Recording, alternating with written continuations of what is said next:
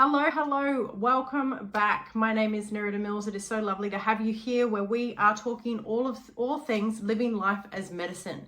Life truly is the greatest access point to the medicine that you are here to receive in this lifetime.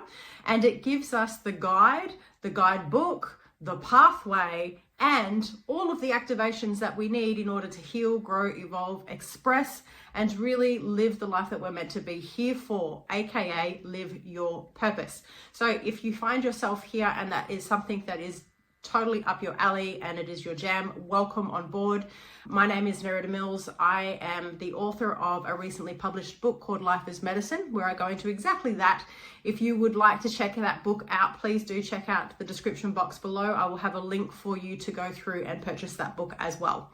Now, what we're doing here today is we're really looking at, well, how is life medicine, right? How is my perception of things really directing and indicating where there is opportunities for growth in my environment?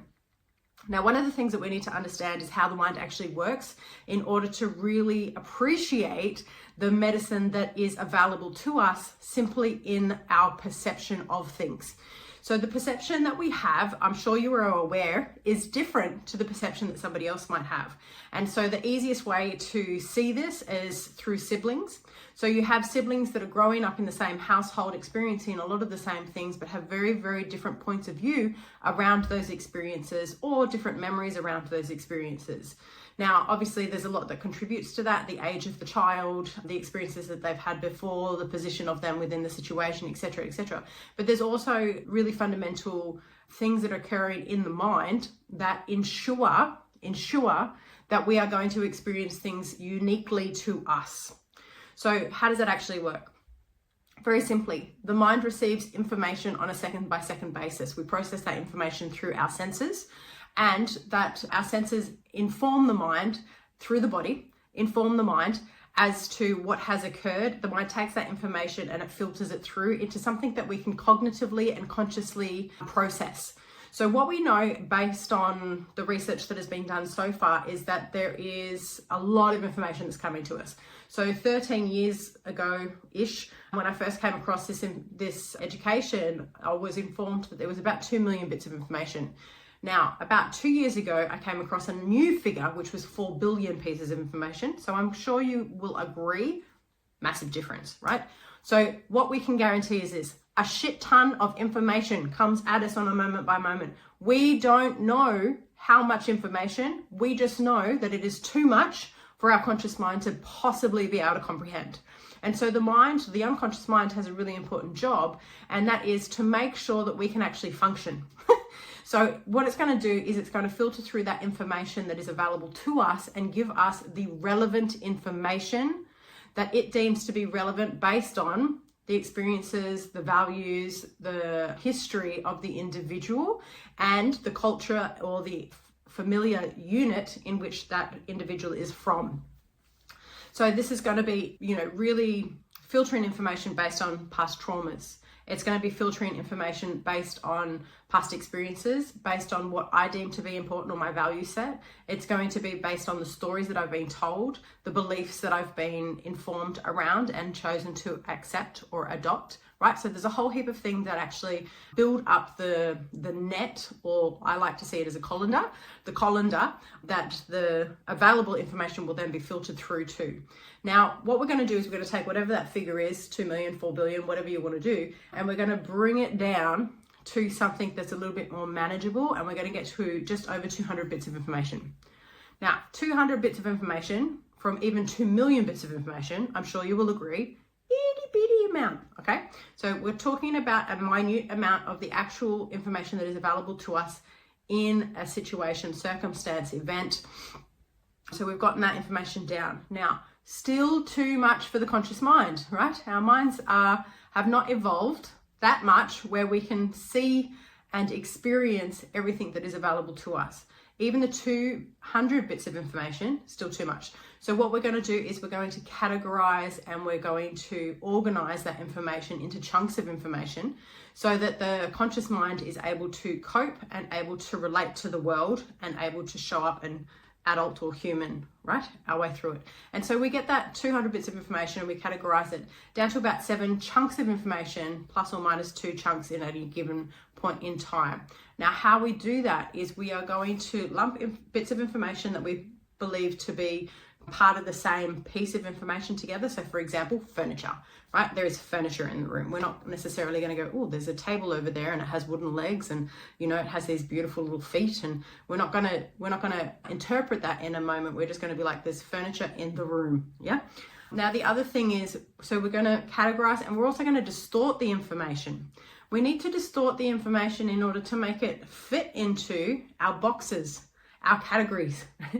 So we're going to distort information. So what does that mean? It means that, say if someone is communicating with you and you have a belief like I used to have that goes something along the lines of this: all men are assholes, right? Then I don't have that belief anymore, but I certainly used to. What we're going to do is we're going to distort the information that we're being given in order to stay in alignment with that belief, because then it's easy to get to our 7 chunks of information. So what I might do is I might distort a tonality of communication. I might distort a meaning of communication, right? In order to tick my box, yep, all men are assholes. We can now move on in certainty. You're welcome. So what I think we can agree based on this information is that we don't really see reality. What we see is our perception of reality based on our past. We see a distorted, delusional version of reality based on what we have convinced ourselves reality is. Now, when do we actually do this? When do we build the colander, right? Now that we know that the colander exists, what we want to do is we want to understand how and why it was built and what really informs whether or not something gets through or not. So this is where we start looking at primal impulse.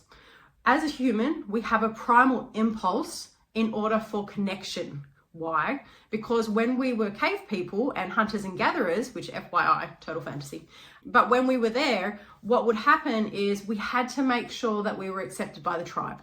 Because if you were rejected by the tribe, if you were isolated away from the tribe, what that really increased your chances of was death, right?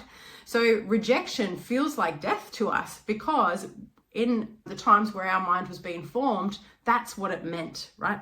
So we are going to filter through our experience in our formative years when our brain is getting developed, aka 0 to 7, and we're going to filter out our experience based on some questions. Who do I need to be in order to be loved, accepted, and belong? Those questions will drive everything, and it will really drive the unconscious holding of certain beliefs, the unconscious programming of certain behaviors, because we get asked in those formative years to make a decision unconsciously, which is, do you choose to be authentically yourself or do you choose acceptance? Gabor Mate talks a lot about this. What happens 99.999% of the time is that we're going to choose acceptance, because acceptance equals survival, right? And so now I'm going to start distorting myself. I'm going to start adjusting myself. I'm going to start adopting beliefs of other people. I'm going to start really looking at who can I be, who can't I be, in order to be accepted, loved, and belong. And so that is really the basis of what creates that colander that then our experience is filtered through in later years. And what's interesting about that time is that not only is that time really building that colander, but how it has the capacity to build that colander is that we are in a low-level state of hypnosis, which means we are accepting information as it is. We're not really questioning that information. And we're also egocentric to the degree at which we do not have the cognitive ability to understand that other things might be influencing someone else's behavior. What we do is we take on other people's behavior and we make it because of me. Not the world revolves around me, the world is because of me, right? And so when we're doing that, unfortunately, whatever it is the way that it is for a purpose, and we'll get into that. But what we're actually doing there is we're taking on the blame of other people's negative behavior, other people's judgments, other people's rejection or withdrawal from us. And so we don't understand at that age that mum's upset and pissed off right now because she's had a hard day at work, because maybe she's not getting her needs met in her relationship. Maybe, she's dealing with some chronic health issues. Like, none of that even touches the sides of a child's brain. What happens is they go, mum's upset with me because I've done something wrong, because I am wrong. And we lock that in place in our little colander, and we make sure that we're filtering all information through the fact that ultimately I'm wrong anyway because I'm not good enough. And so I need to overcompensate from that and make sure that I am keeping the peace, or making sure that I'm the good girl, or whatever, right? And so it really does then go ahead and impact the rest of our life. So the reason that this is really important to understand is because when you're looking at your perception of reality, if you look at your perception of reality and you go, this is reality, what you're going to find is a lot of conflict, a lot of agitation, a lot of frustration, and a lot of misunderstanding, because you're discounting the fact that your version of reality is impossible to be true, right? It's impossible to be true. And B, that there are other people's versions of reality that are just as impossible to be true, but are still valid to them, right? And so what we want to understand is that my perception of reality is valid to me, right? It's valid. Like, it's valid that I feel a certain way. It's valid that I've experienced something a certain way, etc. That doesn't make it true. It makes it my perception. It makes it my experience. Now, here's the beauty in it. Here's the magic, or here's the medicine in it. If I can understand that my version of reality, or my perception of reality, is based on my woundings, my adaptations, my things, my values, right?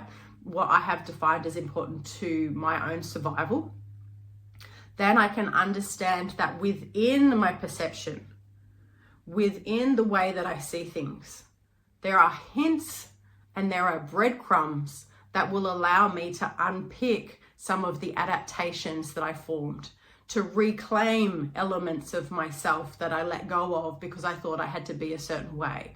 And so through our perception, and when we follow these breadcrumbs, we're really able to grab hold of, reintegrate, recalibrate my primal sense of self. And this is where we have the opportunity for self-actualization. What is self-actualization? It is the reclamation of self, right? Coming back into realizing who you were before it all, and the purpose of it all to create who you are in a combination of, right? Who I was and who I am, and bringing those two together in total acceptance, total love, and the fullness of the expression of everything in the most ideal or resourceful way possible. This is a beautiful thing, right? So life really does provide the medicine. It provides the breadcrumbs. How? Through your perception, through the way that you language your reality. So as I said before, like, a belief that I used to have was all men were assholes. Well, that's going to give me an indication as to why I'm seeing all men as assholes, is because I believe that they are. If I believe that all men are assholes, then what I've got to look at is I've got to look at my rejection of the masculine within myself, because it's a rejection of the masculine that I've ultimately done to myself that is now playing out on the relationships that I have with others, because it's the internal that creates the colander. It's the internal that will dictate what you will or will not see in your reality. It's the internal that creates the ultimate experience of ourselves. And so it is a rejection of my own masculine, where I see my own masculine to be the asshole, that I'm then going to notice on other people. So you can get quite refined with this, but it is a little bit of a practice, and it's certainly something to play with and to explore for yourself around what are those common things that you find yourself circling back to? What are the common statements that you find yourself circling back to? What are the common dynamics that you find yourself circling back to? All of those things really hold so much potent medicine for you. All you got to do is pay attention, look a little bit deeper than the initial story, and recognize where it actually comes from, and then give that version of yourself what it is that she needed or he needed. So for myself, the rejection of the masculine energy, what is that part of me actually needs? It needs honoring, it needs acceptance, it needs appreciation, right? So I actually need to appreciate the shit out of my masculine energy. I have to recognize why he behaved in certain ways. I've got to recognize that when other people left me, or when other people acted in certain ways, that says more about their experience in that moment than it did about my experience in that moment. However, The real opportunity here is to give to the version of yourself that felt so sad, hurt, upset, isolated, or rejected that it felt like it had to disassociate from a part of self. We want to reclaim that part of ourselves because, you know, even in this example, like the masculine energy is so fundamentally important when it comes to actually going about creating the life that it is that we want. So rejection of that part of self is going to lead to pain. We want to reclaim those parts of ourselves by recognizing the moments in our everyday life where that language starts to take hold, the moments of agitation in our everyday life when we are seeing the pain of that rejection over and over and over again. All of these moments of everyday living really do provide an insight into the colander. And when you can understand and have insight into the colander, you can go about manipulating, changing, adjusting the colander in order to get the outcomes you're actually looking for. Because believing all men are assholes does not lead to good relationships, let me tell you. It doesn't lead to feeling validated. It doesn't lead to feeling accepted, and it doesn't lead to feeling loved. So in order to shift that, we've really got to shift the fundamental thing that's impacting the colander in the first place, both the belief and the association to self. So I trust that has been of benefit. I would love to hear your thoughts about this underneath. And if you want to go deeper into this work, I have very recently released a book called Life as Medicine, where I unpack all of this and we go into a lot of depths around how to actually take your everyday experiences and transform them into the medicine that they are. I will put a link to that in the description below. I look forward to hearing from you soon, and I will see you there. Bye.